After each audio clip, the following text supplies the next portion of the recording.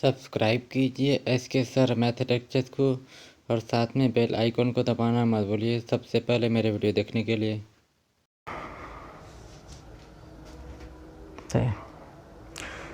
Hello प्यारे बच्चों, कैसे आप। मैथ के इस लेक्चर में आप सभी बच्चों का तहे दिल से स्वागत करता हूं।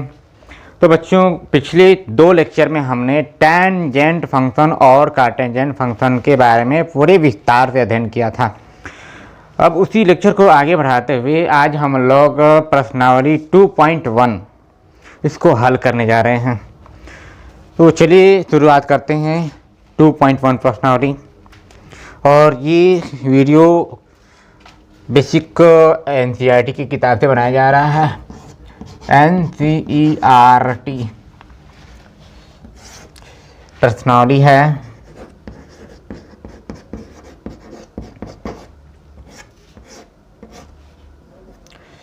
2.1। पहले क्वेश्चन में गिवन है निम्नलिखित के मुख्य मानों को ज्ञात कीजिए। तो क्वेश्चन 1 है, हमें मुख्य मान शाखा के आधार पर मुख्य मान ज्ञात करना है। तो हमने आपको कहा था कि आप सभी लोग मुख्य मान शाखा को याद कर जाएंगे। यदि मुख्य मान शाखा याद कर गए तो आपको ये प्रश्न हल करने में कोई दिक्कत नहीं होगा। ठीक है, उम्मीद करता हूँ आप लोग इसको रिवीजन कर लिए होंगे। तो चलिए देखते हैं। Sine inverse 1/1 minus 1/2। ठीक, इसका हल करना है। देखिए सिंपल सा स्टेप है। आपको करना क्या है, सबसे पहला बात जो यहाँ पर दिया गया है इसको आपको y बराबर मान लेना है। तो हमने मान लिया, माना y बराबर साइन इनवर्स -1/2। ठीक, अब क्या करना है, इस साइन को इधर ला दो तो ये बन जाएगा साइन y। ठीक है, और ये लिखेंगे -1/2। इसको आप हटा सकते हैं, इसमें कोई दिक्कत नहीं है। अब हमें यहाँ ये तर्क लगाना है कि मुख्य मान शाखा के आधार पर साइन कितने अंश का मान 1/2 होता है। अगर माइनस है तो साइन कितने अंश का मान -1/2 होता है। ठीक, तो अगर आपको -1/2 के लिए साइन कितने अंश का मान नहीं पता है तो आप सिंपल सी बात ये लगाइए कि 1/2 साइन कितने अंश का मान होता है, 30 अंश। मतलब हम इसको लिख सकते हैं साइन, इसको ऐसे लिखा जा सकता है साइन इनवर्स जो भी हो, इसको हम लोग लिखेंगे, पूरी ही वैल्यू 30 अंश आती है तो इसको इधर करते हैं तो क्या मिलता है हमें, साइन 30 अंश बराबर 1/2।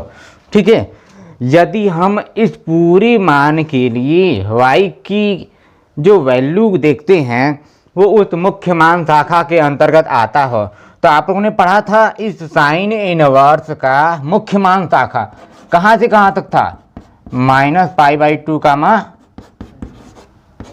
π/2। ठीक है, क्या यह जो हमने लिखा है साइन 30 का मतलब π/6, तो π/6 इस मुख्य मान शाखा के अंतर्गत आता है। हाँ बिल्कुल आता है। तो हम इस 1/2 को क्या लिख देंगे, साइन π/6। अब इस माइनस का क्या होगा, इसके लिए आप देखिए, आप क्लास 11th में पढ़कर आए हैं ट्रिग्नोमेट्रिक फंक्शन को कि साइन -θ बराबर होता है -sin θ। सबको पता होगा। अगर कोई भी समस्या है तो हम कहते हैं कि इसको आप क्लास 11 का ट्रिग्नोमेट्रिक फंक्शन उठाइए और उसको पूरी तरह से रिवीजन कर डालिए, है ना। अब देखिए, अगर यह अनुपात -sin θ देता है तो क्या हम इस 1/2 के स्थान पर ये लिखने के बाद बाहर वाले माइनस को अंदर -θ लिख सकते हैं। बिल्कुल लिख सकते हैं, क्योंकि हमें ये वही देगा ना, -sin θ। तो हमने क्या किया, इस 1/2 के लिए लिख दिया, माइनस बाहर है, 1/2 का मतलब है साइन π/6, तो साइन π/6। ठीक है, अब ध्यान दीजिए, यहाँ पर इस माइनस को हम अंदर ले गए, क्योंकि यदि आप इस साइन को साइन से काट देते हैं तो आपको जो मान प्राप्त होगा वो प्राप्त होगा -π/6। तो भी क्या ये आंसर तय होगा? हाँ बिल्कुल तय होगा, क्योंकि साइन से साइन को काटने पर -π/6 आएगा और ये -π/6 इस मुख्य मान शाखा के अंतर्गत आता है। ठीक है, इसको मैं ऐसे दिखा देता हूँ, आपको अच्छी समझ में आ जाएगा। ये देखिए, ये जो -π/2 है और π/2 है, ये कहाँ से कहाँ तक चलता है? जब हम घड़ी की दिशा में चलते हैं तो कौन सा कोण बनता है? -θ, और घड़ी की उल्टी दिशा में +θ। मतलब ये π/2 है और ये कौन सा कोण है? -π/2। तो यह -π/6 यहाँ कहीं रहा होगा घड़ी की दिशा में। मतलब यदि साइन को साइन से काट दिया तो हमें y बराबर मिल गया -π/6, जो कि यह जो y बराबर है ये किसके अंतर्गत है? इस मुख्य मान शाखा के अंतर्गत है। मतलब y की वैल्यू जो भी आई है वो किसके अंतर्गत आया? -π/2, π/2 के अंतर्गत विद्यमान है। अब y को हमने क्या माना था? साइन इनवर्स -1/2 बराबर इसकी पूरी मान कितने आ गई? ये आंसर आ गया। समझ में आया? यदि नहीं समझ में आया तो इस वीडियो को फिर से पीछे करके एक बार पुनः देख लो, बिल्कुल समझ में आ जाएगा। यानी कि यहाँ आप लिख दिया हूँ π/6 किसके अंतर्गत था? -π/2, π/2। ठीक है, बिल्कुल आसान सवाल है। दूसरा क्वेश्चन है,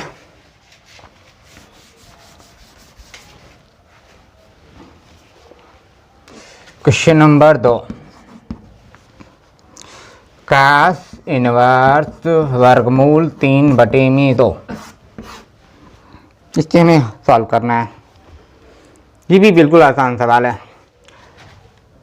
सबसे पहला काम y बराबर मान लेंगे cos इनवर्स वर्गमूल 3/2।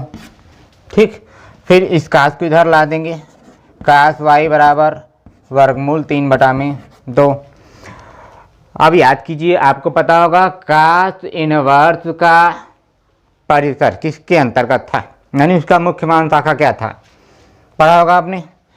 cos इनवर्स का मुख्य मान शाखा था 0, π, है ना। यदि इस वर्गमूल 3/2 को cos जितने अंश का मान है वो लिख दें तो जो वैल्यू आएगी वह इसके अंतर्गत आता है कि नहीं आता, ये देखना है। तो हमने क्या किया, इस वर्गमूल 3/2 कितने अंश का मान होता है cos के पद में? जो साइन का मान होता है उसी का उल्टा करके हम लोग cos का मान निकालते हैं, है ना। तो बताइए कितने अंश का मान होता है? cos y बराबर cos π/6। क्लियर है? ये आया।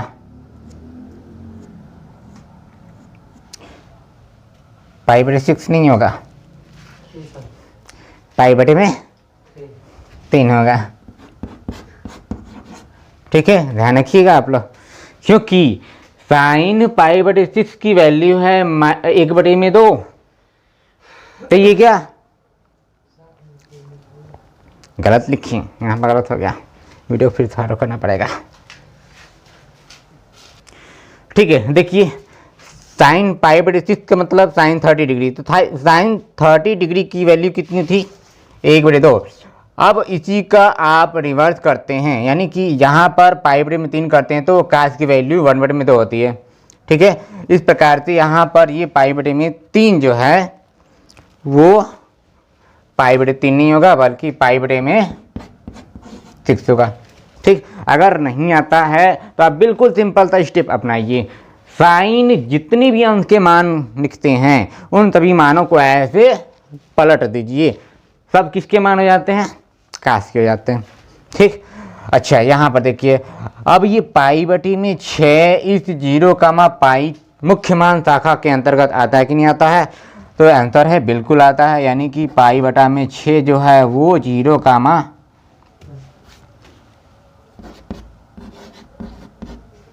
π के मुख्य मान शाखा के अंतर्गत है। ठीक, तो इस प्रकार से अगर हम इसको ऐसे काट दें, यानी कि काश से काश को काट दें, तो हमें y बराबर प्राप्त होगा पाई बटा में 6, और यह पाई बटे 6 इसके अंतर्गत आता है। तो y को क्या माने थे, काश इनवर्स वर्गमूल 3 बटे में 2 बराबर इसका मान आया पाई बटा में 6। ये आ गया आंसर। ठीक है, बिल्कुल आसान सवाल है। उम्मीद करता हूँ आप लोग इसको समझ गए होंगे। बहुत आसान सवाल है, लगा सकते हैं। ठीक है, एक बार नोट करो इसको, तो आगे बढ़ते हैं। ओके, क्वेश्चन नंबर 3 है। क्वेश्चन नंबर 3 है कोसेक इनवर्स 2। बहुत आसान सवाल है।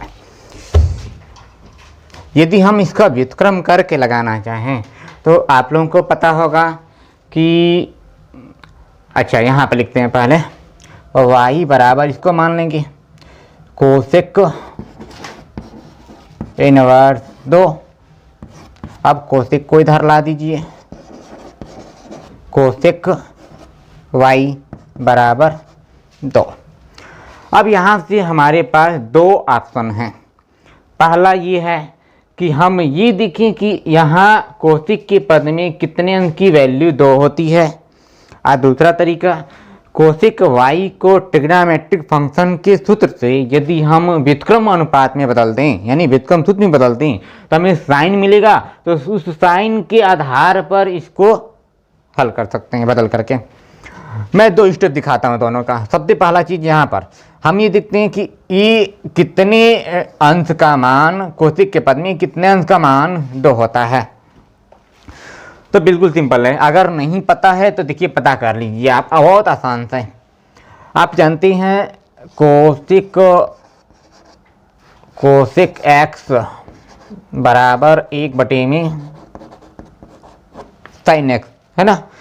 अब यदि हमें 2 के लिए पता करना है तो आप ये बताइए कि कोसेक, यहाँ पर यदि हम 30 अंश लिखते हैं तो कोसेक 30 अंश की वैल्यू हमें देगा, यहाँ भी 30 लिखेंगे तो 1 बटा में कितना, साइन 30 अंश, और साइन 30 अंश की वैल्यू होती है 1 बटा में 2। तो अगर यहाँ पर 1 बटे 2 लिख देंगे तो ऐसे हमें प्राप्त होगा। बटे के नीचे एक भिन्न है, इस भिन्न के हर को ऊपर लेकर चले जाएंगे, तो ये मिलेगा केवल 2, 2 का 1 में गुणा 2 बटे में 1, मतलब केवल 2। तो हमें क्या प्राप्त हुआ, कोसेक 30 अंश की वैल्यू कितना, 2। ठीक, बिल्कुल आसान है। मतलब इसकी स्थान पर हम लोग लिख सकते हैं कोसेक पाई बटे में 6। ठीक है, तो ये हो गया कोसेक y बराबर कोसेक पाई बटा में 6। क्या ये पाई बटे 6, ये पाई बटे 6 कोसेक इनवर्स के मुख्य मान शाखा के अंतर्गत आता है या नहीं, ये हमें चेक करना है। तो आपको हमने पिछले लेक्चर में सब बताया था और वो टेबल याद करने का था, शायद आप लोग याद किए होंगे, है ना। तो वैसे ये कोसेक इनवर्स का जो मुख्य मान शाखा है वो है माइनस पाई बटे 2 कामा पाई बटे में 2, और इसमें हमें क्या वैल्यू नहीं लेनी होती है, अब वो है अनडिफाइंड के लिए जो 0 होता है। तो क्या ये पाई बटे में 6 इस मुख्य मान शाखा के अंतर्गत आता है, तो आंसर है बिल्कुल आता है। मतलब अगर कोसेक को कोसेक से काट दें तो हमें y की वैल्यू मिलेगी पाई बटा में 6। ठीक, जो कि यहाँ लिख सकते हैं पाई बटे में 6, पाई बटे 6 अवयव है या इसके अंतर्गत है, माइनस पाई बटे में 2 कामा पाई बटे 2। ठीक है, -0। ये ध्यान रखिएगा कि इस कोसेक को कोसेक से काटा नहीं जाता है ना, बल्कि समझने के लिए हम लोग ऐसे लिखते हैं कि कोसेक कोसेक का यहाँ पर विलोपन हो गया और y की वैल्यू पाई बटे 6, यानी कि जब ये कोसेक y बराबर कोसेक पाई बाई 6 है तो हम y की वैल्यू π/6 कह सकते हैं। ठीक, क्योंकि दोनों बराबर कब होंगे, जब y की वैल्यू π/6, तो इधर भी कोसेक π/6, इधर भी कोसेक π/6, बिल्कुल सिंपल। अब y को हमने माना था कोसेक इनवर्स 2, इतनी की वैल्यू हमें π/6 प्राप्त हुआ। ये आ गया आंसर, बिल्कुल आसान सवाल है ना। अगला क्वेश्चन है tan इनवर्स माइनस वर्गमूल 3। अब बच्चों ध्यान दीजिएगा, यहाँ पर कुछ और परिवर्तन होने वाला है। Question number 4, tan inverse minus वर्गमूल 3, क्या आप लगा सकते हैं? बिल्कुल आसान है ना। बताइए कितनी वैल्यू आएगी इसकी एक बार में। वर्गमूल 3, tan के पद में कितने की वैल्यू, जबकि यहाँ पर माइनस में लिखा है, इस पर भी ध्यान देना है ना। इसको अब मान लेते हैं y बराबर tan इनवर्स माइनस वर्गमूल 3। बताइए tan इनवर्स का मुख्य मान शाखा क्या होता है? मुख्य मान शाखा -π/2 π/2 होता है ना।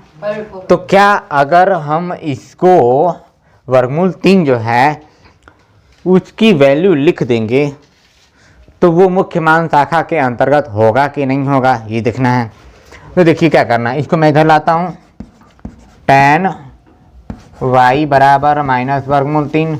अब वो माइनस वर्गमूल 3 का मतलब कितने डिग्री का मान या कितने रेडियन का मान वर्गमूल 3 होता है tan के पद में।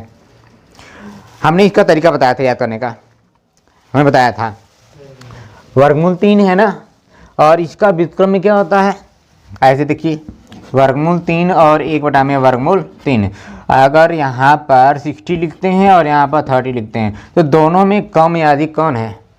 ये कम है, तो कम है तो ये भी कम कहलाता है ना, ये छोटा होगा ना। मतलब ये छोटा है तो ये भी छोटा, एक में आप वर्गमूल 3 से भाग दे दिया और छोटा हो जाएगा।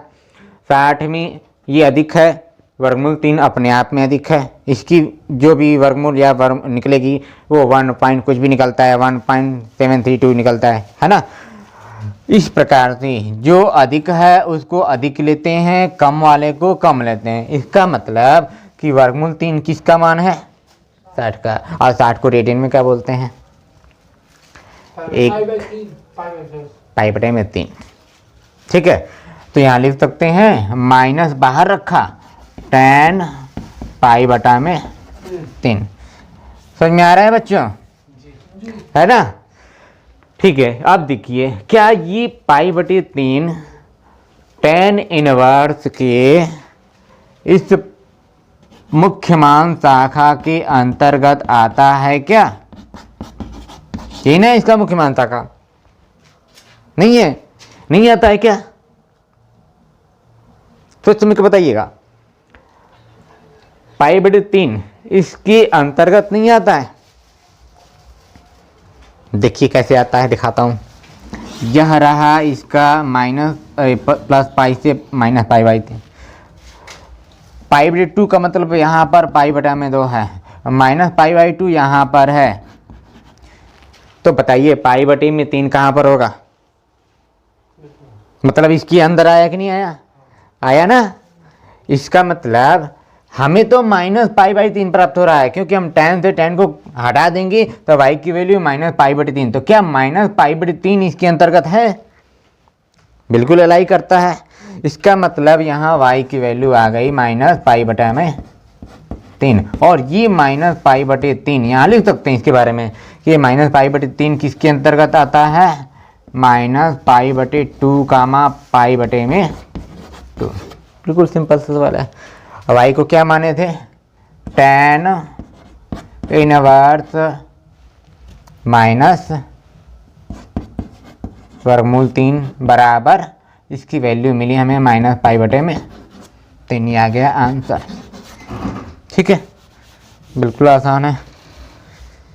मैंने कहा था कि यदि आप इसके एकदम बेसिक कॉन्सेप्ट को समझ जाएंगे, यानी कि जो उसका मुख्य मान शाखा है, यदि वो आप याद कर जाते हैं तो ये बिल्कुल समझ में आ जाएगा, है ना। ठीक है, तो इसको एक बार नोट कीजिए तो आगे बढ़ते हैं। अगला प्रश्न है क्वेश्चन नंबर 5, कास इनवर्स माइनस 1/2। कास इनवर्स माइनस 1/2 इसको वैसे हल करना है y बराबर इसको मान करके कास इनवर्स माइनस 1/2। ठीक, अब इसको इधर ला दीजिए, कास इनवर्स नहीं, कास y बराबर माइनस 1/2। अब ख्याल कीजिए, कास कितने अंश का मान माइनस 1/2 होता है, जो कास इनवर्स के मुख्य मान शाखा के अंतर्गत आता है। तो आप जानते हैं कि जो कास इनवर्स का मुख्य मान शाखा होता है वो 0,π होता है। इसमें तो कोई ऋणात्मक वाली वैल्यू है ही नहीं। अगर हम इस 1/2 को लिख देंगे कास π/3 तो हमें y की वैल्यू मिलेगी माइनस π/3। तो क्या माइनस π/3 इसके अंतर्गत आता है? नहीं ना। इसका मतलब हमें इस मान को उस शाखा के अंदर पहुंचाना पड़ेगा। ठीक है, तो सिंपल सी बात है, 1/2 को हम कम से कम लिख देते हैं यहाँ पर। कास y बराबर माइनस बाहर और 1/2 का मतलब कास कितना डिग्री, π/3। ठीक, अच्छा अब देखिए, आप क्लास 11th में ट्रिग्नोमेट्रिक फंक्शन में ये फार्मूला पढ़कर आए होंगे कि कास माइनस थीटा बराबर होता है plus cos theta. Cos theta, क्या यह सूत्र यहाँ पर लगा सकते हैं? नहीं लगा सकते, क्योंकि माइनस थीटा बराबर प्लस में कास थीटा है, ये माइनस कास थीटा है, तो ये अंदर वैल्यू नहीं आएगी। इसलिए हमें इसको ऐसी कोण के आधार पर चेंज करना पड़ेगा जिससे ये उस शाखा के अंतर्गत पहुंच जाए। तो उसके लिए तरीका क्या है, देखिए मैं ग्राफ से समझा रहा हूं। माइनस π/3 कहाँ पर स्थित है, इसको देखिए, यहाँ पर होगा ना, इधर चलते हैं तो माइनस कोण बनता है, यहाँ माइनस π/3 मान लीजिए है। ठीक, अब इसको हमें क्या करना है समझिए, इसको हमने ऐसे पकड़ करके इसमें लाना चाहते हैं, या इसको ऐसे इधर घुमाते हुए इस वाले में लाना चाहते हैं, क्योंकि हमें 0,π के अंतर्गत, तो 0,π ये पूरा है ना, तो इसको इसमें भेजना है या इसको इसमें भेजना है, दोनों में से किसी एक में भेज सकते हैं, क्योंकि मुख्य मान उसको बोलते हैं जो 0 से लेकर के 360 के बीच हो। लेकिन यहाँ पर इस मुख्य मान शाखा में लाना है, 0,π का मतलब 0 और π के बीच में कहीं भी आता हो, जिस पर वो माइनस 1/2 मान देता हो। अब सोचिए, माइनस 1/2 तो हमें इसमें नहीं देगा, क्योंकि इसमें सब क्या होता है, कास का अनुपात धनात्मक। ऋणात्मक किस में होता है, दूसरे में। मतलब हमें इस कोण को किस में पहुंचाना है, दूसरे में। तो दूसरे में पहुंचाने के लिए हमारे पास क्या तरीका है, पाई में से इसको घटा दें। अगर घटा देते हैं तो अनुपात क्या बनेगा, कास पाई माइनस π/3, और ये वैल्यू क्या देती है हमें, माइनस में कास π/3। ये क्लास 11 के एलाइड एंगल यानी कि रूपांतरण वाले अनुपात में पढ़कर आए होंगे कि जब कास पाई माइनस π/3 लिख करके हल करते हैं, यानी कि ये पाई वाला अनुपात से चेंज करते हैं, तो हमें माइनस का π/3 मिलता है। इसका मतलब ये माइनस का π/3 यहाँ पर दिख रहा है, तो इसको उल्टा हम लोग ऐसे लिख सकते हैं, है ना। लिख देंगे तो अंदर वाले को हल करने पर ये पूरी मान किस में पहुंच जाएगी, 0,π के अंदर। देखिए कैसे पहुंचती है। अब क्या किया, ऐसे लिखते हैं, तो कास y बराबर कास पाई में से घटा दिया π/3। अब कास से कास को विलोपन कर दीजिए, तो हमें y की वैल्यू मिल जाएगी क्या, पाई माइनस π/3। इसको हल कर डालिए, 3 का पाई में गुणा 3π माइनस पाई कितना, 2π, तो 2π/3। क्या ये 2π/3 इस मुख्य मान शाखा के अंदर आ गया, बिल्कुल आ गया। इसका मतलब कि ये जो मान है ये 2π/3 0,π के अंदर एलाई करता है, आता है। ठीक है, समझ में आया, बिल्कुल आसान है। इस तरह के सवाल को समझने के लिए आपको ये चीज़ पता होना चाहिए, जो ये चतुर्थांश के आधार पर पढ़कर आए हैं कि ये पाई बटे में 2 पाई और ये 3 पाई बटे 2 और ये 2 पाई, जिसको हम लोग बोलते हैं 360 अंश, इसको बोलते हैं 90 डिग्री, इसको बोलते हैं 180 और इसको बोलते हैं 200।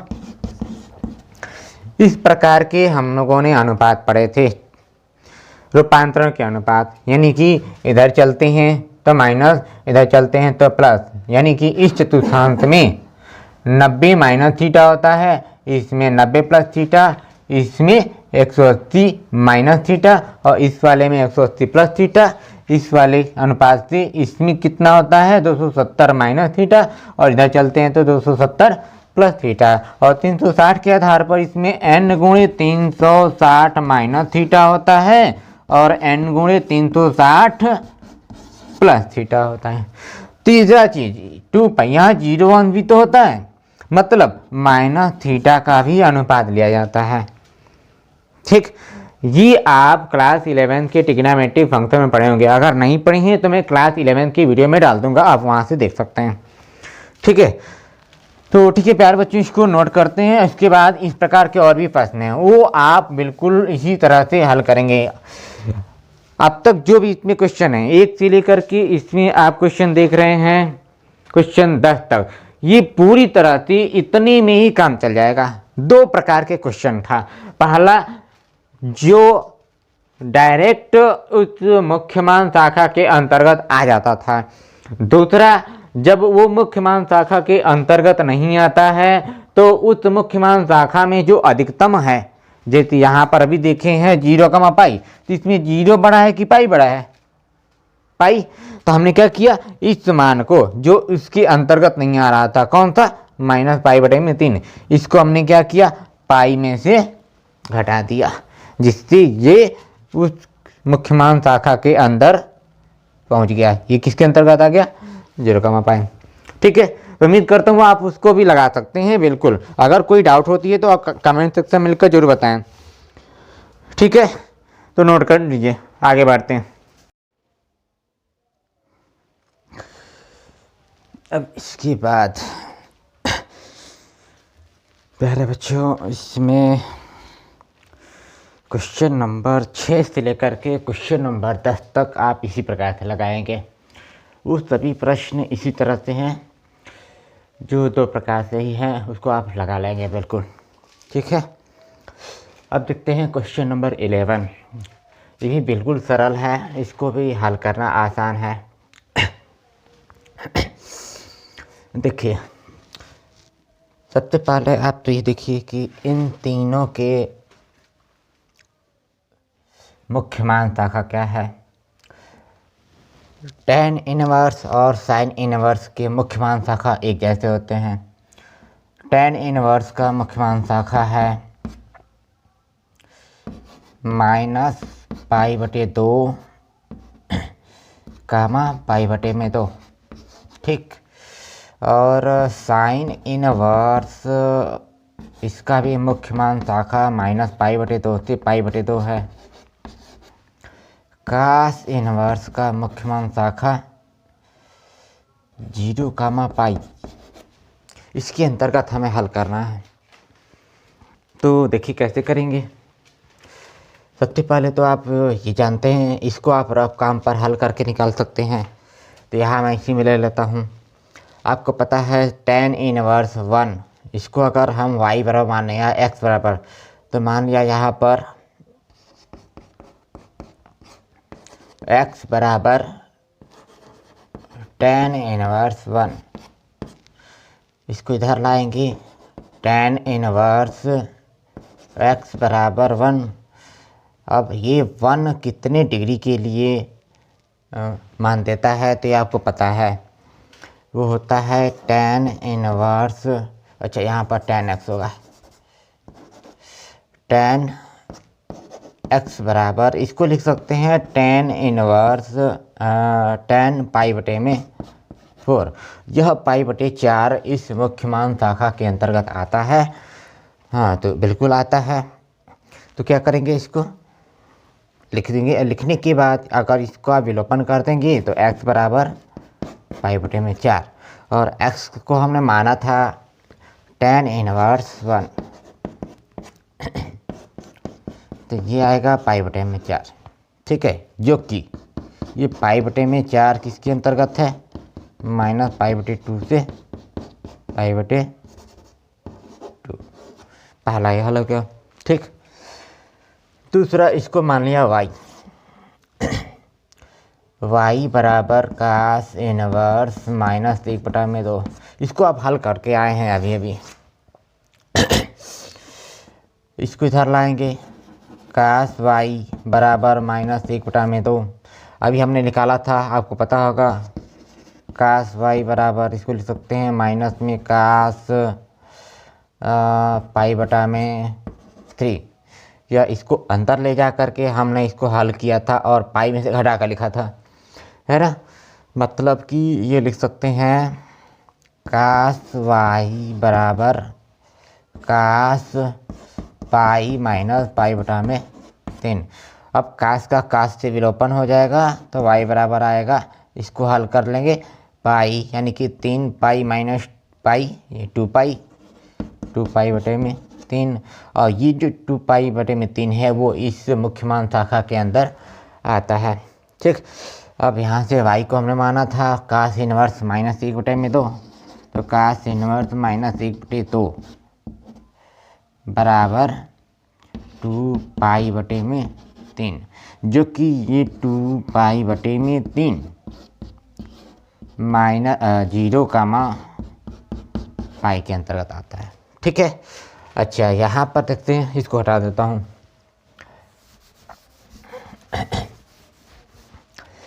फिर इसको मान लिया z, साइन इनवर्स माइनस 1/2 बराबर z, या आप इसको इधर ले जाइए, इधर लेकर आइए, साइन z बराबर कितना होगा, माइनस 1/2।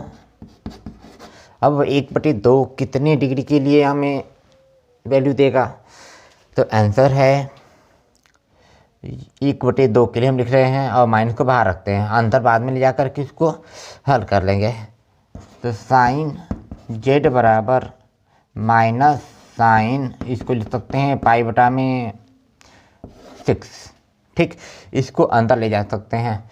मतलब कि हम लोग कुछ 11th में पढ़ कर आए हैं कि यह जो माइनस पाई साइन पाई बटे 6 है, यह कहाँ से आता है, साइन माइनस थीटा से, यानी कि साइन माइनस पाई बटे में 6 लिख सकते हैं। और अगर ऐसे लिख देंगे तो ये बन जाएगा साइन z बराबर साइन माइनस पाई बटा में 6। अब यहाँ से साइन का विलोपन कर देंगे तो z बराबर माइनस पाई बटा में 6 आएगा। क्या ये माइनस पाई बटे में 6 इसके अंतर्गत आता है साइन इनवर्स के मुख्य मान शाखा में, तो आंसर बिल्कुल आता है, यानी कि माइनस पाई बटा में 6 इसके अंतर्गत है। ये पता चल गया।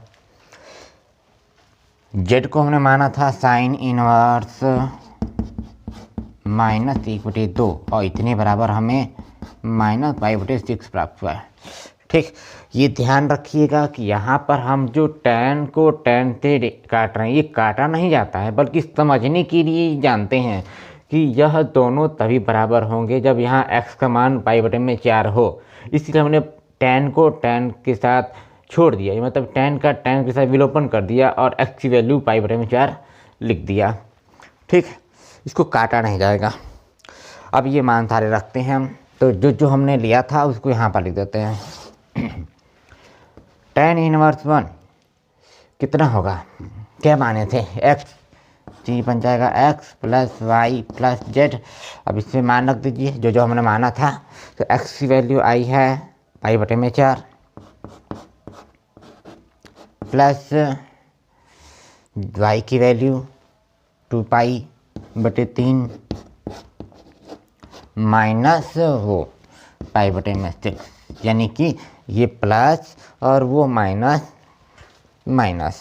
हल्का डालिए इसको, इसका एलसीएम कितना आएगा, देखिए 3 और 6 दोनों 3 से डिवाइड हो रहा है तो बड़े वाला लॉस हो गया। अब 6 और 4 में 4 और 6 दोनों 2 से डिवाइड हो रहा है तो यहाँ बचेगा 2, यहाँ बचेगा 3, तो 3 दूना के 6 और जिससे डिवाइड किया है उसका भी गुणा, 6 दूना के 12, यहाँ किया 12। 4 का डिवाइड इसमें 3, 3 का पाई में गुणा 3 प्लस 3 से डिवाइड किए 4, 4 का 2 में गुणा 8, 8 पाई माइनस 6 दूना 12, 2 पाई।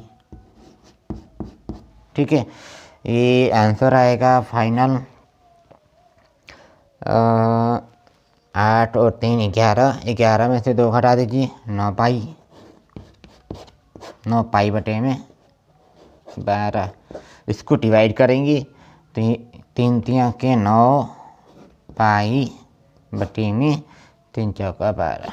ठीक है, ये आंसर आया। तो प्यारे बच्चों, आज हम लोग क्लास 12 का प्रतिलोम त्रिकोणमितीय फलन का पहली प्रश्नावली को 11 तक हल किया। अब देखते हैं कि अगले वाले क्वेश्चन को कैसे हल करेंगे। वो भी बहुत सरल है, तब तक इसको आप नोट कीजिए।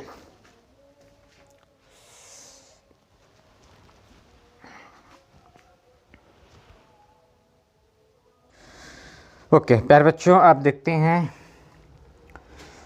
क्वेश्चन नंबर 11 की तरह आप क्वेश्चन नंबर 12 को भी हल कर लेंगे।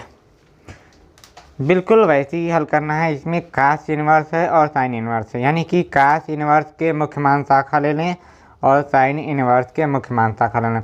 दोनों में धनात्मक मान लिखा है 1/2 1/2, मतलब ये एक डायरेक्ट लग जाएगा। ठीक है, बिल्कुल वैसे ही लगाएंगे और कमेंट सेक्शन में लिख करके बताएंगे कि इसकी वैल्यू कितनी आती है।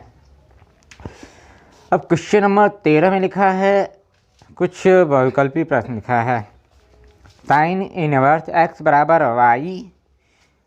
तो क्वेश्चन नंबर 13,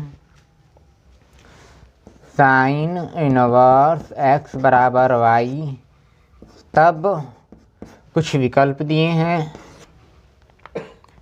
0 से बड़ा या बराबर y लिखा है और y से बड़ा या बराबर पाई लिखा है। दूसरा विकल्प है -π/2 से बड़ा y और इससे बड़ा π/2। ठीक, तीसरा है 0 से बड़े y और इससे बड़ा पाई। चौथा विकल्प बी में कुछ और लिखा है, यानी दूसरे वाले विकल्प में इसमें बराबर भी लिखा है ये, और ये भी बराबर है। ठीक है, यहाँ पर -π/2 से बड़ा y और इससे बड़ी वैल्यू π/2। हमारे पास 4 विकल्प दिए हैं। इन चारों विकल्प में से कौन सा विकल्प सही है, इसको हमें इस क्वेश्चन को देख करके बताना है कि साइन इनवर्स x बराबर अगर y है तब इन चारों में से कौन सा विकल्प सही है। तो प्यारे बच्चों, हमें ये देखना है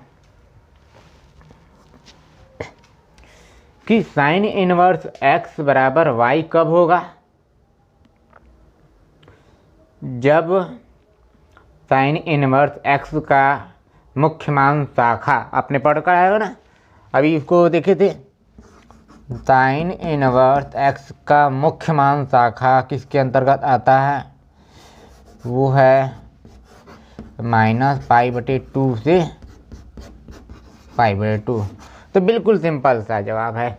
ये y अगर किसी मुख्य मान शाखा के अंतर्गत आता है तो वो इस साइन इनवर्स x के लिए होगा, क्योंकि साइन इनवर्स x का मान अगर y है तो हम ये कह सकते हैं कि इस साइन इनवर्स x का जो मुख्य मान शाखा है उसके अंतर्गत y होना चाहिए।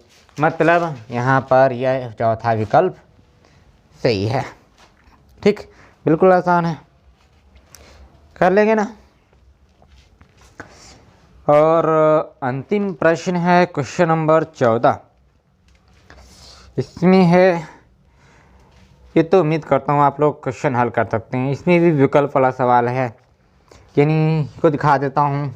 क्वेश्चन नंबर 14 में tan इनवर्स वर्गमूल 3 माइनस सेक इनवर्स -2 इतनी का मान हमें बताना है। और विकल्प में यहाँ लिखा गया है, ये विकल्प यहाँ लिख देता हूँ।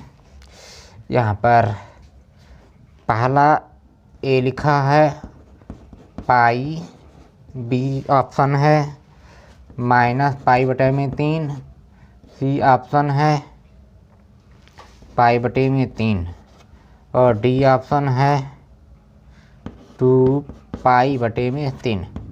4 ऑप्शन दिए गए हैं। इन 4 ऑप्शन में से कौन सा ऑप्शन सही है, इसका मान ज्ञात कर दीजिए। बिल्कुल आसान से आ जाएगा। चलिए देख लेते हैं क्या आता है। tan इनवर्स वर्गमूल 3 हम पिछले वाले क्वेश्चन में हल करके आए हैं कि tan इनवर्स वर्गमूल 3 की वैल्यू कितनी आई थी। हल किया था आपने, कितना आया था ख्याल कीजिए। पाई/3 वर्गमूल 3 का मतलब कितने डिग्री, 60 अधिकतम है ना, बताया था तरीका अधिकतम है। इसका मतलब इस पूरी की वैल्यू आ गई, यहाँ कर देता हूँ, इस tan इनवर्स वर्गमूल 3 माइनस सेक इनवर्स -2, इसको हमने हल किया था पाई/3 60 डिग्री माइनस सेक इनवर्स -2। तो सेक इनवर्स का परिसर क्या होता है?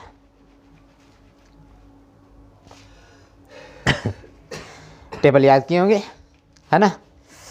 और ये देखिए सेक को कितने अंश का मान 2 होता है, ये पता करो। सेक का उल्टा कास होता है, और कास कितने डिग्री का मान 1/2 होता है, पाई/3 है ना। तो पाई/3 का मतलब जब कास का उल्टा सेक है तो उसके मान को उल्टा कर दीजिए।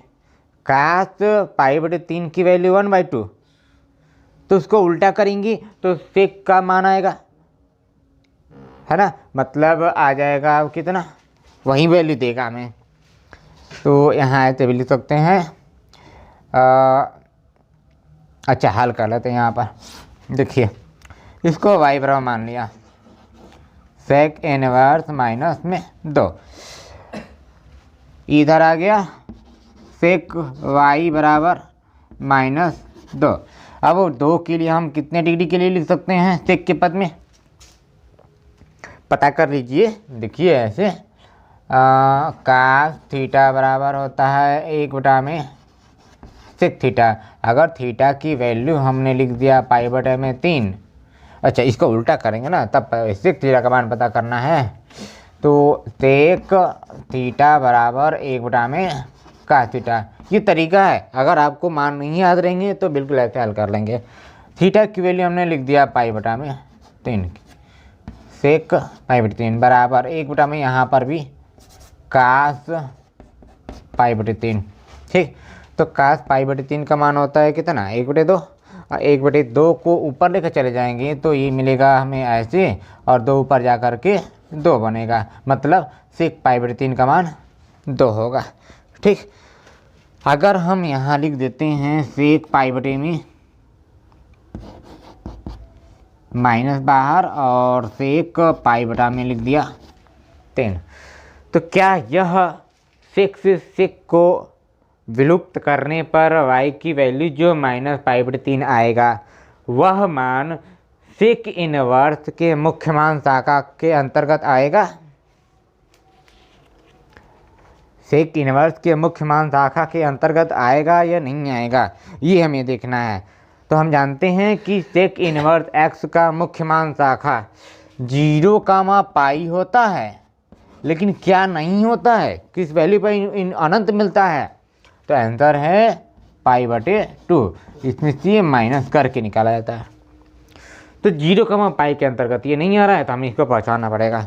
तो क्या किया हमने, यहाँ पर इसको लिख दिया है, जैसे हमने कहाँ कॉल किया था माइनस वाले में, तो ये सेक पाई माइनस पाई बटा में 3 लिख देंगे। और इसको हल करेंगे तो सेक से सेक का विलोपन, तो y बराबर इसको हल करने पर कितना आ जाएगा, 2 पाई बटे में 3 आ जाएगा।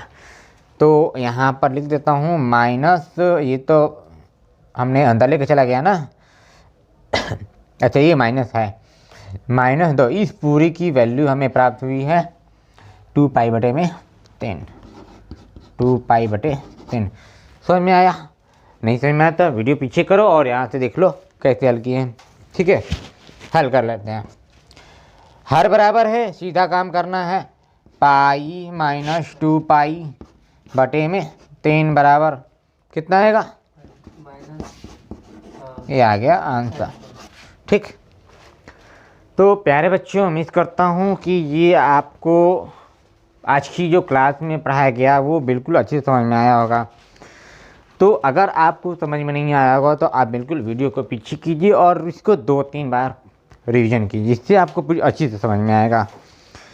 ठीक है, तो अगले लेक्चर में हम अगले टॉपिक पर चलेंगे जिसका नाम है प्रतिलोम त्रिकोणमितीय फलनों के गुणधर्म, जिसमें ये तभी समझ में आएगा जब आप कक्षा 11 के त्रिकोणमितीय फलनों में जितने भी फार्मूले हैं उनको याद कर जाइए। आज मैं ये आपको काम दे रहा हूँ कि जितने भी त्रिकोणमितीय फलन हैं वो क्लास 11 के किताब उठाइए और जितने भी त्रिकोणमितीय फलन हैं उन सभी सूत्रों को याद कर जाइए, जिससे आपको अच्छी तरह से इनके इन्वर्स वाले सूत्र समझ में आएंगे कि उनको कैसे प्रूफ किया जाता है।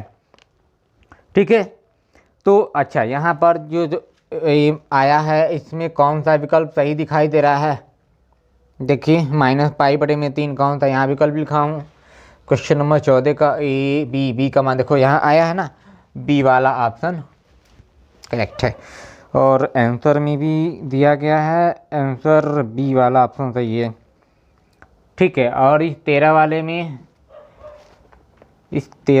में देखिए 13 का इसमें बी आया है, इसमें ये चौथे वाला ऑप्शन सही करें, ये वाला विकल्प सही है, यानी कि ये साइन इनवर्स x बराबर वाई कब होता है, जब हाँ यहाँ पर देखिए क्लोज इंटरवल है ना, ये y का मान माइनस पाई बटे 2 से लेकर के पाई बटे 2 के बीच में तो है। साथ में हमने इस इंटरवल के बारे में बताया था कि इस इंटरवल के अंतर्गत यानी इस अंतराल के अंतर्गत माइनस पाई बटे 2 भी शामिल है ना, और पाई बटे 2 भी शामिल है। मतलब ये बराबर का चिन्ह लगाने का क्या अर्थ है कि माइनस पाई बटे 2 के बराबर है और पाई बटे 2 के भी बराबर है, और साथ में y की वैल्यू माइनस पाई बाई 2 के बड़ी और पाई बटे 2 से छोटी है। इसका मतलब यहाँ से इसको सही कर लीजिएगा, दूसरा वाला विकल्प सही है। ठीक है, तो प्यारे बच्चों आज की क्लास यहीं समाप्त करते हैं और अगले लेक्चर में हम लोग अगले टॉपिक को पढ़ेंगे। इसके लिए आप 11th के जितने भी फार्मूले हैं उसको याद कर जाइएगा। ठीक है, तो मिलते हैं अगली क्लास में, तब तक के लिए धन्यवाद।